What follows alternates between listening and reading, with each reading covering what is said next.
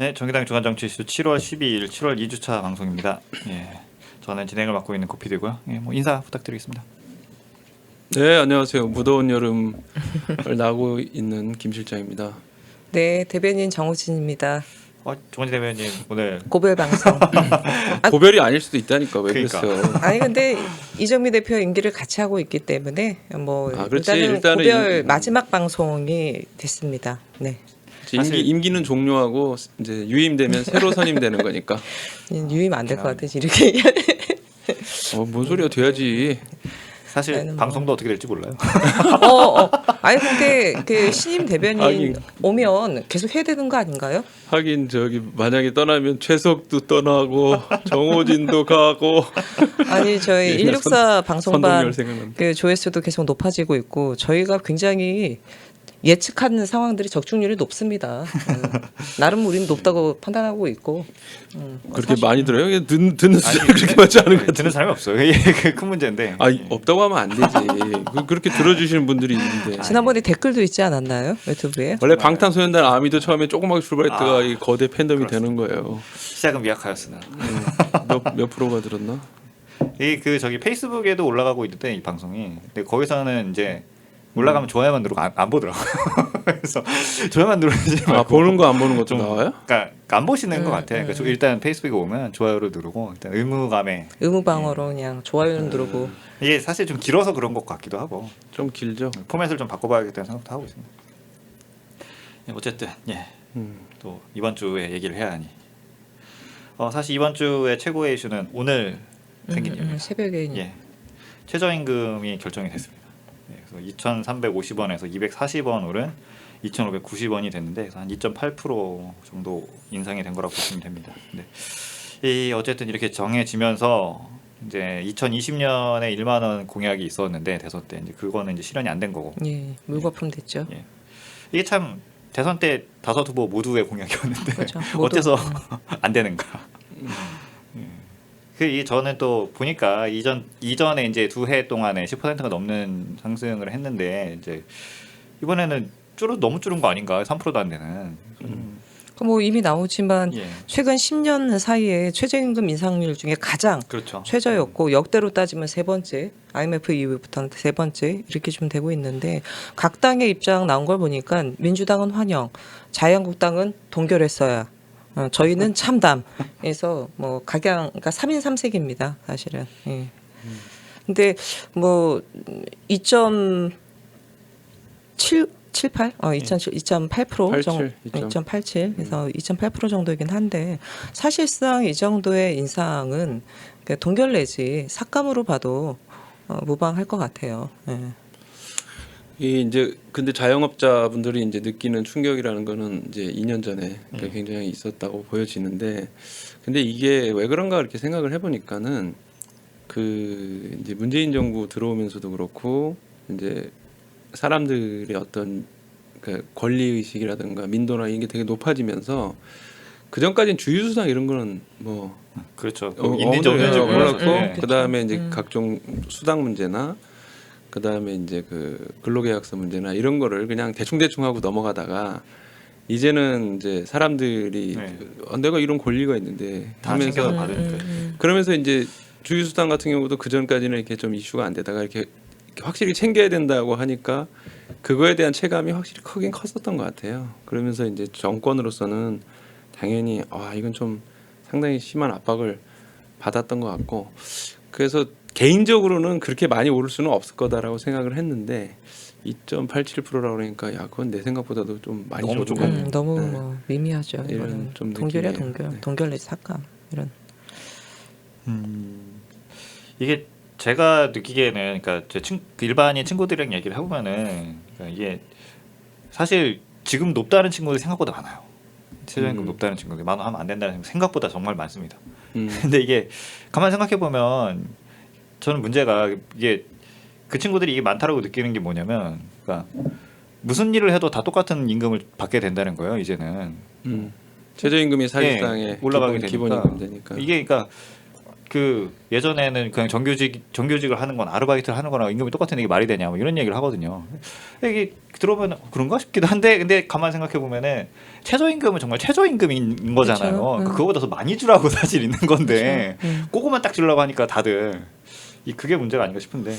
예전에 그 실험 결과도 있어요. 그러니까는 이제 최저임금 뭐 이렇게 최저 소득을 가진 사람이 있다고 하면은 어떤 그 가장 불만인 그 최저 소득을 가진 사람이 뭔가 이렇게 올라갈 때 가장 불만이 있는 계층이 누구냐 하면은 최저 소득 바로 위에 있는 사람들이 위에 가장 큰 있는. 불만을 가지고 있다고 해요. 왜냐하면 그 소득이 올라가면서 자기가 최저임금 소득자가 네. 되는 거야. 이제 그거는 되게 본인으로서 감당하기 힘든 거지. 그러니까 정서적인 거예요, 정서적인.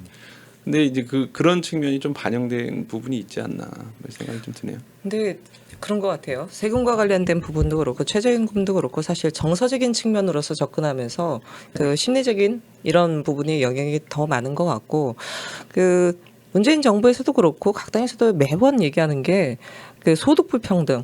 양극화 이런 얘기를 굉장히 많이 합니다. 근데 역시나 없는 노동자들은 허리띠 졸라매라 뭐 노동자들 임금을 후려치게 하는 게 사실은 여전히 비일비재한데 그 고소득층과 관련된 부분에 있어서는 일체의 손을 못 대고 있어요.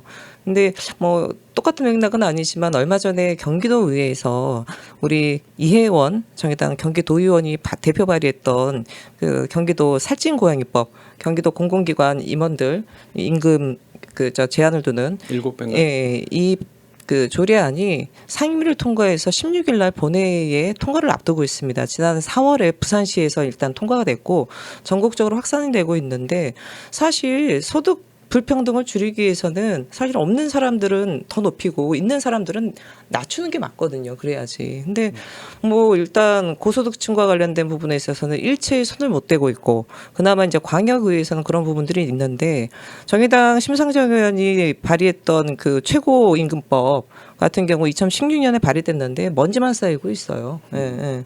그 이런 부분도 같이 좀 고려를 해야 되는데 없는 노동자들 계속 허리띠 졸라매라 뭐 임금 깎자 이런 건 말도 안 되고 이번에 최저임금 논의하는 속에서 그 어디 단체의 이름은 말하지 않겠습니다. 5천 원? 5천 원. 5천 원으로 하는 게 맞다 이런 최저임금 허무맹랑한 5천 원 정도가 적당하다. 5천 원 주고 본인이나 살아보세요. 이런 얘기를 너무 하고 싶죠, 진짜. 개인적으로는 이제 최고임금을 규제하는 게 뭐 이렇게 큰 이렇게 실효성이 많지는 않을 거라고 저는 개인적으로는 생각을 해요. 근데 이제 사회적으로 보면 유의미하다고 보는데 대신 나는 좀 임금을 많이 그러니까 소득이 많으면은 세금을 그만큼 되게 세게 때리는 게 좋다고 봐. 그래가지고 그걸 이제 걷어들이고 하면서 이제 재분배로 더 갈 수 있지 않나라는 생각을 하는데 여하튼 그렇게 하든 아니면 최고임금을 상당 부분 규제하든 이게 그 아래로 그 돈이 이제 그렇죠. 소득이 환류해가지고 그 어느 정도 복지가 갖춰지면은 그 우리가 많이 우려하는 거 있잖아요. 똑똑한 사람들이 막 공무원 아니면 대기업 아니면 의사 뭐 이런 걸로다가 다 몰려 들어가지고 사실은 성장 동력도 떨어지고 있다고 하는데 그런 부분도 좀 많이 완화될 수 있지 않을까? 뭐 이런 좀 생각을 해봅니다. 아니 그리고 호주머니에 돈이 있어야지 소비를 하는 거잖아요. 지금 내수 경기 안 좋다라는 얘기, 소득주도 성장 이런 부분들이 굉장히 심플한 논리예요. 심플한 구조인 거고 내 주머니에 돈이 있어야지 지출을 할 수 있는데 그 내 주머니에 돈이 없다 보니까 지출도 안 되고 경기 순환이 안 되는 이런 부분을 좀 바꿔보자고 한 거였고 다만 이제 문재인 정부의 소득주도 성장이 바로 이꼬르 최저임금 인상으로 비춰진 부분이 사실은 맞다고 보지는 않습니다. 최저임금은 그 자체로 하나의 이제 정책 부분이고 제도 부분인데, 근데 이제 워낙 다 기승전 최저임금을 때리다 보니까 이런 또 오늘 같은 결과가 좀 나타나게 된 거 아닌가 싶어요. 저는 그 문재인 이 정부의 소득주도 성장에 이제 실질적인 그 뭐라고 해요 정책, 그러니까 실행이 되고 있는 것이 사실상 최저임금 관련된 것뿐이 없었기 때문에 그렇지도 않았나 싶어요. 맞아요. 그거 이외에 다른 그거 말고는 없었어요. 없었으니까.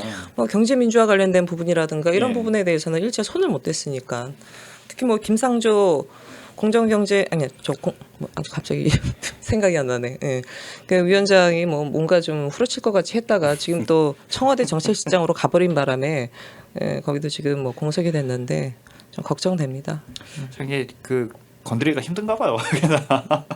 못하는 거 보면. 어디든 자세히 들어보면 어떤 이런저런 사정이 있어서 그거 하게 되는데 이제 하지만 그거를 애초에 딱 계획했던 대로 좀 뚝심 있게 밀고 갈 필요가 있다고 봐요. 그러니까 성장이라는 문제는 저는 이제 성장론에 관심 많아가지고 이제 여러 가지 그 어떤 것이 성장인가 이런 거를 보는데 사실은 이제 성장이라고 하는 거는 확실히 저런 측면이 있거든요. 이렇게 혁신이 일어나야지만 성장이 되는 거는 맞아요. 그러면서 거기서 일자리도 더 만들어지면서 혁신이 되고 일자리 만들어져서 이제 그것이 성장을 이끌고 가는 선순환이 되는 건데 문제는 뭐냐면은 이 혁신이 일어나지 않는 아주 큰 이유 중에 하나가 그 기업들이 이제 경제 전망이 좋지 않다, 비전이 별로 좋지 않다라고 생각해서 어떤 투자 같은 것을 이제 꺼리는 그런 그 측면이 하나 있습니다. 근데 그거는 뭐 세계 경제가 서로 안 좋고 다 저성장이니까 어쩔 수 없는 측면도 있지만 아까 정영진 대변인이 얘기한 그걸 소비해줄 사람들의 어떤 소비 여력 같은 게 되게 부족하기 때문에 어떤 투자를 해봐야 별로 이게 없고 투자를 해서 유일하게 바라볼 수 있는 시장이 해외에만 있는 거거든요. 그러니까 외국에서 소비를 많이 해줘가지고 거기다 수출해가지고 이제 살아남는 이런 구조다 보니까 다른 나라 경제가 안 좋으면은 우리도 덩달아서 되게 힘들어지는 이런 구조인 것 같고요.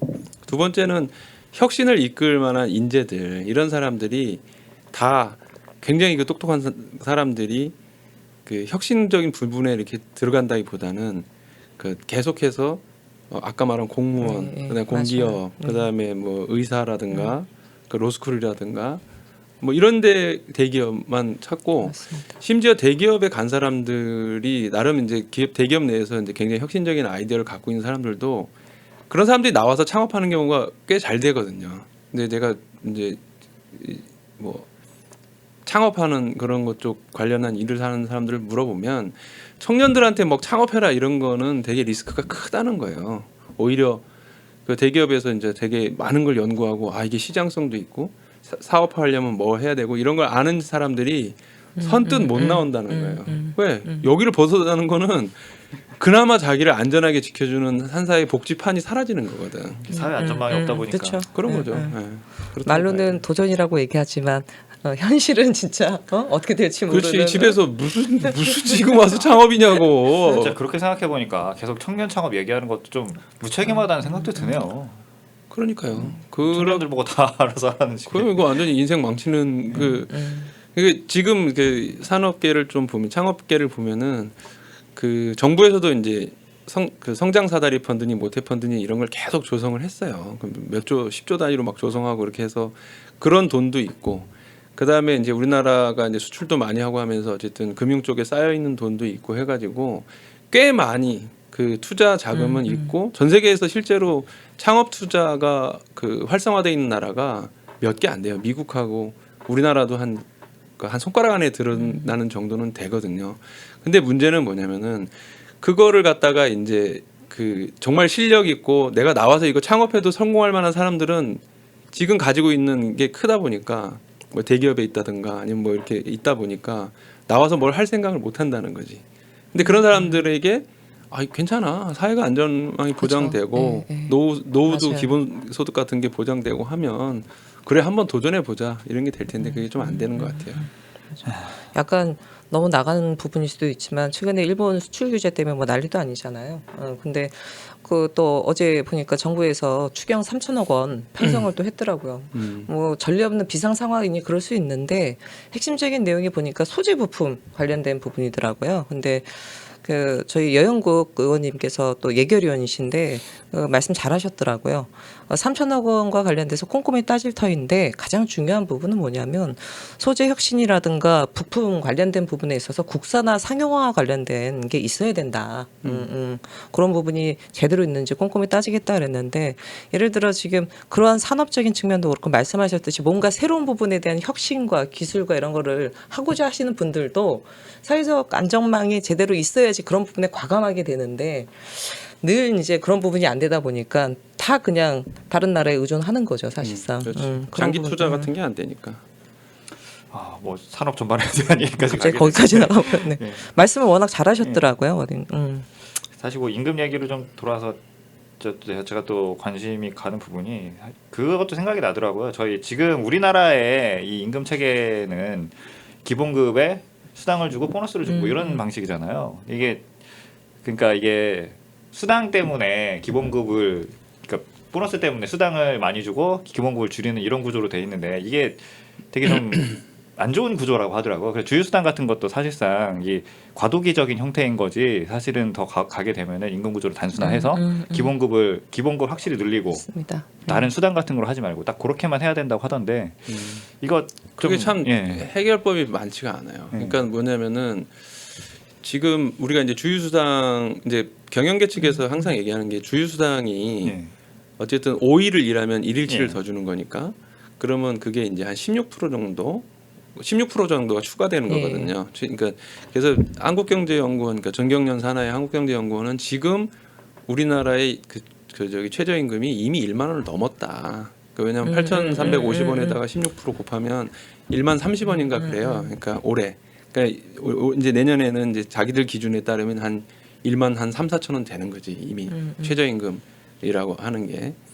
근데 이제 뭐 그렇다고 해서 주휴수당을 그러면 이제 단순화해가지고 없애고 그러면 시급을 그럼 올리자. 시급을 올려놓고 하자고 하면은 또 복잡한 문제가 발생을 해. 왜냐하면은 아예 그 주휴수당 기준에 안 하게 정말 단기로 하는 그런 사람들이 있었을 거 아니에요. 그런 사람들 같은 경우에를 고용하고 있는 사람들은 이게 뭐냐 막 그렇죠. 이러면서 또 난리를 주 피는 거지. 3일 일하는 사람한테 주던 그런 건 주휴수당 안 들어가던 경우에는 그렇죠. 그러니까 15시간 예. 이상 이하로 이렇게 정말 단순하게 했던 사람들에 대해서 막 이거 다 올려줘야 되니까 안 된다 막 이러면서 꼬이겠더라고. 그래서 사실은 그 문제를 풀려면은 내 생각은 주 15시간 이하로 일하는 사람들도 일단 주휴수당을 줘야 돼요. 그냥 그러면은 15시간 이하로 이렇게 뭐라 그러는 거예요? 이렇게 땜질식으로 예. 14.5시간 일하게 하고 뭐 14.5시간 이렇게 할 유인이 하나도 없어져요. 이제 사용자 측이. 그럼 그렇게 해서 주휴수당을 다 통일시킨 다음에 그 다음에 이걸 단순화하자라고 하는 것은 해결법이 될 수 있을 것 같더라고 내 생각에는. 근데 지금 당장 그 주휴수당을 단순화하자는 게 너무 어려워. 지금 이 상황에 15시간 이하로 일하는데 주휴수당 15시간 이하의 주라르면 뭐 난리 나죠. 아니 근데 그게 되게 단순한 게 15시간을 일하면은 5일 기준으로 치면은 하루 3시간이잖아요. 네. 그러니까 3시간치만 주는 거야. 아, 그렇게 되는 거예요. 그러니까 무슨 8시간 일한 걸로 주라는 게 아니고 왜냐하면 자기 일한 거 시간의 만큼. 5분의 1만큼을 주는 거거든. 그러니까 주 5일 15시간에 5분의 1만큼 주면 그렇지 3시간분만 주게 되기 때문에 이게 충격이 좀 덜할 가능성이 있어요. 어쨌든 그것도 어쨌든 좀 단순화시키는 거긴 하네요. 그러니까 일단 단순화시키는 거야. 한 단계 한 단계. 과정이 필요해요. 네. 이 단순화하고 상승시키는 이 과정이 필요하다 뭐 이런 생각이 들었었는데 그리고 이제 우리가 뭐 최저임금 결정된 건 대부분 다 아시고 정서적으로 다 이제 판단들을 하시는데 최저임금이 결정되는 과정은 좀 소개를 시켜드려야 되겠더라고. 예. 그러니까 그 공익위원이 9명, 그다음에 이제 좌우측에 사용자 측 위원, 이제 노동자 측 위원이 9명에서 총 9대 9대 9에서 27명이 있고 이들이 공익위원 측에서 사용자 측과 노동자 측에 얼마로 했으면 좋겠다는 거를 얘기해라. 안을 내놔라 이렇게 하더라고요. 근데 이제 처음에 이제 올해 사용자 측이 내세운 거는 뭐 몇백 원 감축안을 깎는 걸 내놨잖아요. 예. 그리고 그 노동자 측은 1만 원 안을 이제 내세운 거고 그러면은 그 중간에서 그 공익위원들이 야 중간에서 이렇게 하자 이렇게 안을 내세울 수가 없어. 그럼 어떻게 되냐면 표결을 하잖아요. 그럼 9대 9대 9가 나오는 거야. 그렇게 나오는 거죠. 예. 그죠? 근데 그 공익위원 중에 한 사람이 이거 너무 힘들어. 그래서 한쪽에 손을 들어주면은 너무 갭이 큰 거예요. 그래서 이게 안 되니까 공익위원 측에서 계속 줄여라. 양측에 좁히는 역할을 좁히는 하는 거죠. 역할을 해라. 이게 역할을 하는 거예요. 계속 좁혀를 주고 해서 1차, 2차 해서 이제 마지막 바로 일보 직전에는 사용자는 200원 삭감을 냈고 노동자는 이제 9,500원 안을 냈더라고. 굉장히 확 줄인 거죠. 폭 그러니까 자체는. 그러면 나름 줄었죠. 근데 그것도 갭이 크잖아. 1,몇백 원 차이가 나니까 더 줄여라 이렇게 요구해서 사용자 측도 그리고 이제 공익위원장이 삭감은 안 된다. 이건 너무하는 거 아니냐. 그러면 당신들 뭐 나 노동자들 손 들어줄 수 있다 이러니까 그럼 2몇% 이렇게 한 거고 노동자 측에서도 야 이렇게 되면은 사용자 측 아니 그냥 통과될 수 있으니까 우리도 타협하겠다 해서 확 줄였죠. 9,500원에서 사실은 한 700원을 줄인 8,800원을 내세운 거예요. 그러니까 6.3% 인상안을 낸 거예요. 그러니까 1만 원에서 8,800원이니까 정말 많이 엄청 많이 이 정도는 내린 거죠. 했으니까 네. 해달라 이렇게 한 건데 결과적으로는 이제 공익위원들이 고민을 하다가 8대 2로 사용자 측 즉 2.87% 15대 11대 기권 하나였죠. 그렇죠. 15대 그러니까 11대 그렇게 기권 하나. 손을 들어주게 됐더라고. 참 아니 근데 그런 그냥 과정에- 마이너스는 좀 너무한 거 아닙니까? 진짜 물가 상승률도 있는 건데 그거 뭐 아니 무슨 근거를 갖고 있는 건지 모르겠어 마이너스를 내는 거. 그러니까 이미 너무 많이 올랐다 이런 것이고 근데 이제 우리는 그 반대로 얘기할 수 있지 이미 너무 적었다 그렇죠. 이미 너무 적은 거였죠. 그런 얘기할 수 있는 거죠. 이제 최소한 마이너스는 진짜 너무 양심 없는 거 아닙니까? 그리고 그렇게 마이너스로 가면은 지금 이게 소비자 물가 상승률이 지금 우리나라가 한 0.7%거든요. 네. 0.6, 0.7. 근데 그러니까는 뭐 그렇게 안 올려도 되지 않냐 이렇게 생각할 수 있지만 그걸 반대로 봐야 돼요. 노동자들의 임금이 이렇게 낮고 소비가 잘 안 되니까 물가가 잘 안 오르는 거야. 그 얘기는 물가가 안 오르니까 임금을 계속 동결하거나 이렇게 하자라고 하는 거는 계속해서 이렇게 머물러 있겠다는 거고. 악순환이 되는 거죠. 그렇지. 악순환이 되는 거지. 오히려 적당한 인플레이션이 필요하거든요. 최저임금에 대해서 이렇게 좀 여러 가지 얘기를 나눠봤습니다. 사실 뭐 이번 주는 최저임금이 가장 중요한 이슈긴 했는데 뭐 다음 이건 좀 좀 재밌는 얘기 해야지. 재미난 이제 얘기입니다. 우리 한국당 예. 조직이 뭐 이런 거. 상임위원장 다른 당 얘기인데요. 얘기. 예. 이게 되게 뉴스를 보신 분들 알겠지만은 네 분이나 있습니다. 예결위원장부터 시작해서. 예결위원장이 황영철 그 의원이 예결위원장이었었는데 이제 사실 황영철 의원이 예결위원장이었을 때는 예결위를 못했죠? 아니에요. 그렇게 되지 않아요. 그런가요? 그 과정은 이제 네. 우리 정호진 대변인께서 안상수 잘 몰라요. 잘 몰라요. 정확히 얘기하면은 2018년 6월에 이제 하반기 국회를 구성할 때 맞다. 안상수 의원이 예결위원장이었지. 그렇죠. 그러니까는 예결위원장은 어차피 한국당 몫인데 그게 굉장히 좋은 자리거든. 그럼요. 자기 지역구 예산 많이 가져가고. 그러니까는 2년을 할 수가 없어요. 그래서 작년에 2018년 그때 어떻게 결정을 했냐.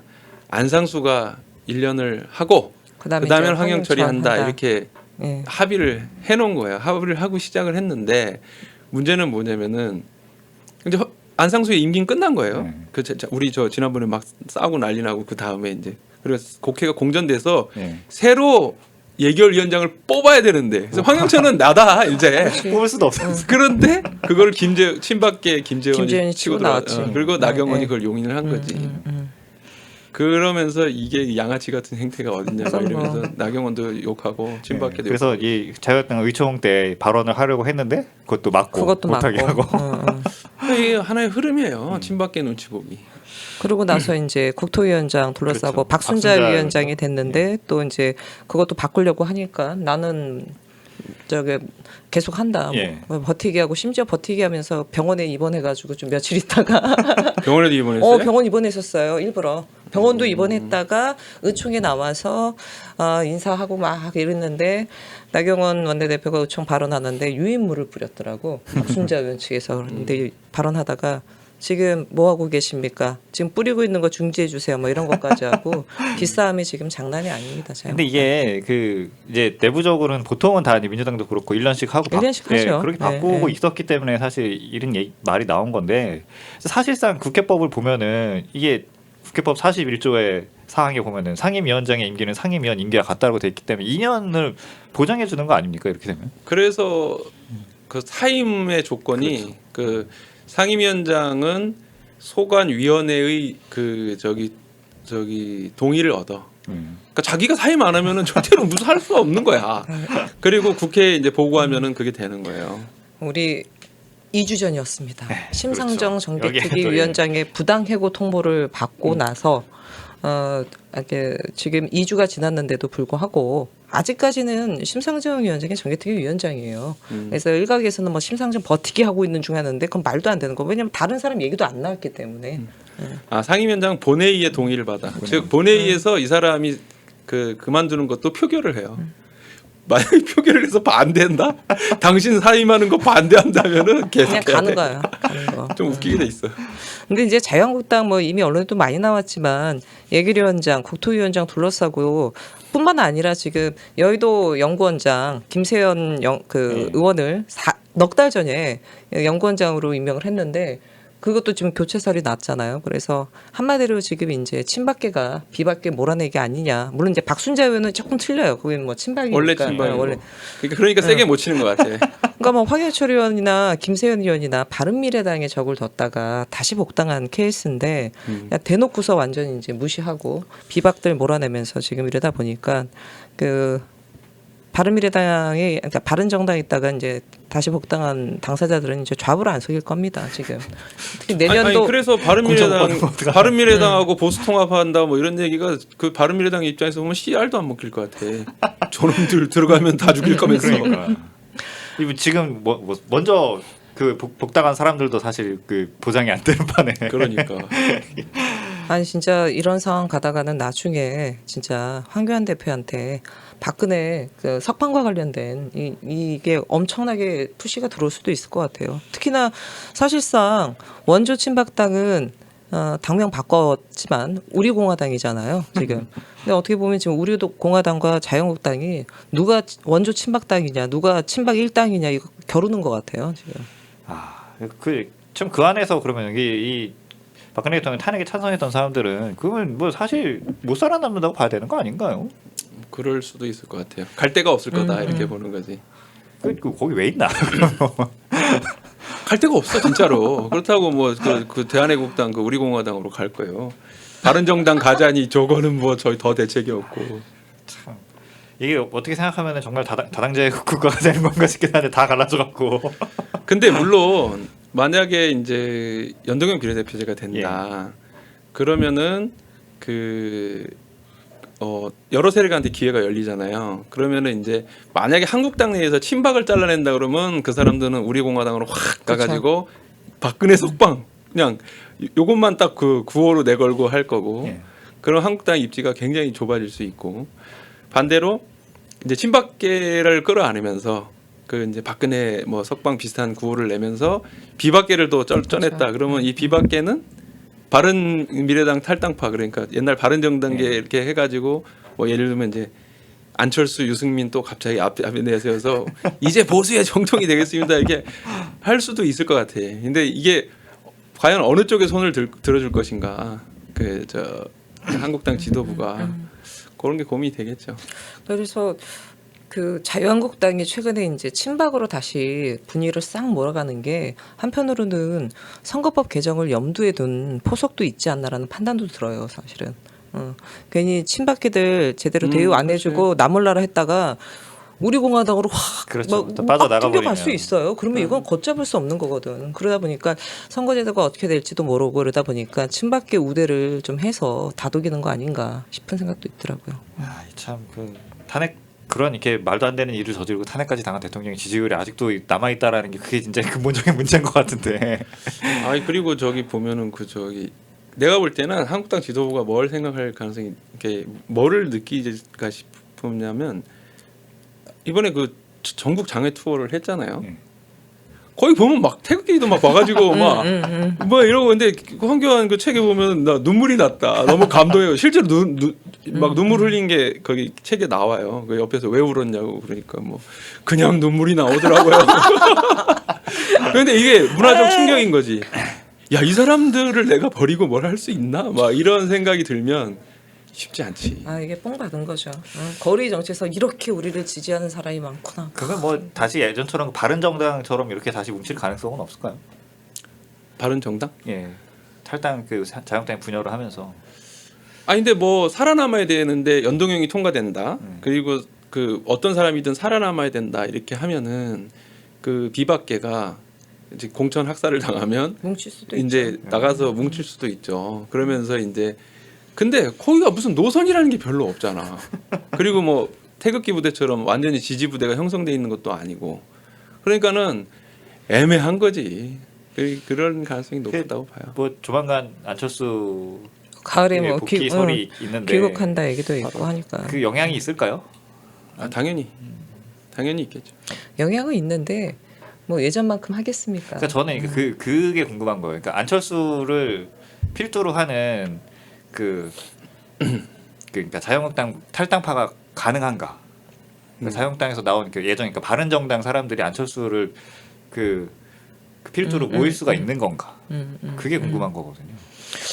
그게 내가 볼 때는 만만치는 않겠죠. 그게 왜 그렇게 생각하냐면은 영남의 입장에서 보면은 그러니까 지역구도로 보면 영남의 입장에서 보면은 안철수는 문재인을 대통령으로 만들어준 사람이에요. 굳이 따지면 문재인 싫어하는데 호남의 입장에서 보면은 이 배신자지. 인간 뽑아놨더니 배신자지. 국민의당 해놨더니 국민의당 완전히 배신자지. 그냥 뭐 그냥 저쪽으로 다 가버리고 그러니까 어느 지역을 하나도 잡고 있지는 못하거든. 더군다나 국민의당 출신이었는데 바른미래당에 지금 바른정당 출신들 혹은 자유한국당에 있다가 그러니까 바른정당에 있다가 자유한국당 들어갔던 분들이 공천 못 받아서 나온다고 하더라도 사실 그분들 입장에서 주구는 안철수기보다는 유승민 이라고 생각을 할 거고 문제는 지금 바른미래당 같은 경우 어제 주대한 혁신위원장이 또 사퇴를 해가지고 거긴 또 난리도 아니고 지금 민주평화당도 뭐 일부 언론 보도에 하면 뭐 초읽기 들어갔다 지금 이러고 있어서 예. 정의당만 안정적. 정의당만 지금 조용하게. 응?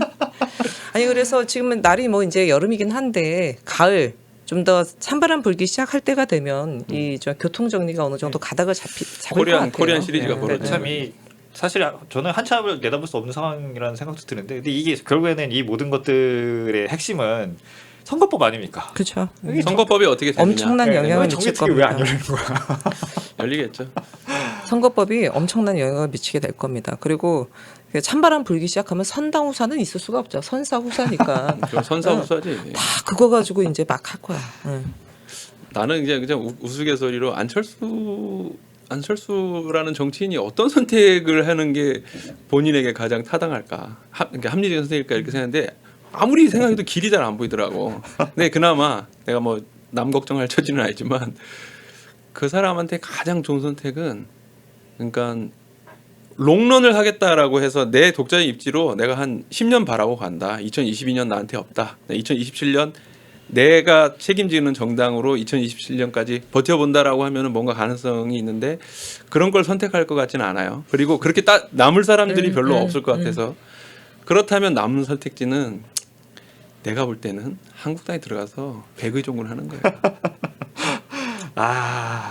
백의종군 할 것 같지 않아요. 스타일이 백의종군 스타일이 아니야. 자유한국당의 지지층이 안철수 받아줄까요? 오래 버티면 받아주지. 원래 욕을 막 처먹고 하다가 그러면서 계속 꾸준히 뭐 이렇게 하면 야 너무 좀 이제 한번 얘기나 들어보자. 물론 내가 뭐 이거 무슨 정치적인 조언을 하는 건 아니지만은 내가 그냥 뭐 정파적 이념이나 내 입장이나 이런 거 다 상관없이 그냥 안철수라는 개인이라면 그런 것이 가장 남는 선택이 될 가능성이 있겠다 이런 생각이 들더라고. 아니 근데 본인의 삶을 보면 뭐 한 곳에 길게 내다보면서 진짜 묵묵하게 가는 것도 뭐 돈이 없는 분도 아니고 삶에 있어서 그런 부분들이 걱정되는 분이 아니라면 그렇게 하는 게 좋을 것 같은데 그 주변 사람들이 못 버티는 거지. 근데 그 봤을 때 같이 했었던 분들이나 이런 분들이 있었다 떠나고 굉장히 그렇잖아요. 긴 호흡을 갖고 있는 분들이 주변에 안 계시기 때문에 그렇지. 어려울 것 같아요. 그리고 그 안철수 본인이 이렇게 주변을 끌고 갈 만한 역량이 좀 안 되는 것 같다는 생각이 들더라고요. 오랫동안 잡아둘 수 있는 사람이 아닌 것 같다는 생각이 들어요. 오랫동안 버티면은 된다는 제 얘기는 철회하는 거예요. 철수한 거네. 가끔 그런 얘기하는 사람들이 있는데, 그러니까 그 바른정당 자체를 이 어떤 이렇게 영남 이쪽에 묶어두지 말고 수도권 정당으로 변신을 해야 된다. 수도권 보수 정당으로. 그래서 특히 이제 김원준 같은 사람이 그런 얘기 하잖아요. 그렇게 될 경우에는 안철수를 어떻게 좀 대표 선수를 해서 클 수 있을까요? 이게 항상 문제가 이 정치는 한 개인이 이제 뭐 옛날 뭐 무슨 박정희, 김대중, 김영사 이렇게 한 개인 이렇게 할 수 있는 때가 지났어요. 그러면 자기의 리더십, 모범적인 리더십, 그 다음에 이제 좌절하고 있는 사람들을 다시 계속 일으켜 세워가지고 가자 하는 게 필요한데 그러려면은 확고한 자기 노선과 이념을 갖고 있는 사람들이 그쵸. 주변에 있어야 돼. 왜냐하면 그 있어야지. 이념이나 노선은 자기가 굉장히 힘들어도 그 사명감을 줘서 계속 가게 하는 힘이거든. 그러니까 진보 정당이 그렇게 버텨온 거잖아요. 그런 맷집이 있을까? 그러니까 분명한 자기의 정치 철학이 없어요. 제가 보기에는. 그러니까 바른미래당에 지금 있는 분들 중에 바른정당 출신 분들은 솔직히 말씀드려서 자유한국당 분들이라고 봐야 돼요. 그렇죠. 근데 이제 탄핵을 말하면 거치면서 부잣집에서 정치적으로는 그치. 부잣집 정치. 탄핵 거치면서 나왔다가 본인들의 지금 한 번도 겪지 못하는 상황을 고생을 한 번도 안 겪으면서 해봤다는 한 번도 그냥 안 해봤던 분이에요. 그러니까 정신이 없는 거야. 이 상황을 어떻게 해야 될지를 모르는 거고 뚝심도 없고 방향성도 없고 그러다 보니까 지금 오락가락하고 있기 때문에 수도권의 뭔가의 보수 정당 이런 부분들의 기치를 내걸더라도 이분들이 그걸 할 수 있을 만큼의 역량이나 그런 깜냥을 갖고 있는 분들은 없다고 봐요. 제가 보기엔. 참 저는 그 바른미래당이 이제 20대 보수 특히 20대 남성 보수들의 지지가 있는 편이잖아요. 바른미래당에 대한 지지가. 그래서 생각보다 좀 블루오션이라고 생각을 하는데 왜냐하면 제가 봐도 보수가 꾸준히 있더라고요. 그러니까 젊은 사람들도 그러니까 없어지지 않겠더라. 보수의 지지라는 것 자체는. 보수의 대안이 예. 중요한.